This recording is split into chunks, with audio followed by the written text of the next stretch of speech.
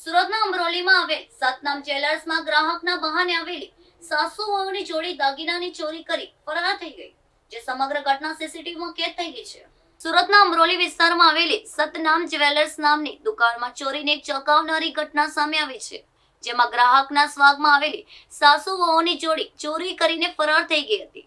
દાગીના ખરીદવાના બહાને દુકાનમાં પ્રવેશેલી આ મહિલાઓ નજર ચૂકવીને કિંમતી ઘરેણા પર હાથ સાફ કરી લીધો હતો.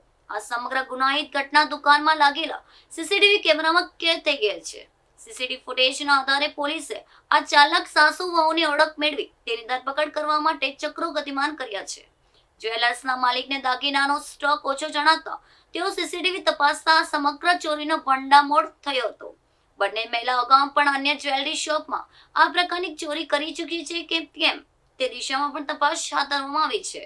અમરોલી પોલીસે ગુનો નોંધીને આસપાસના વિસ્તારના અન્ય સીસીટીવી ફૂટેજ પણ તપાસવાનું શરૂ કર્યું છે.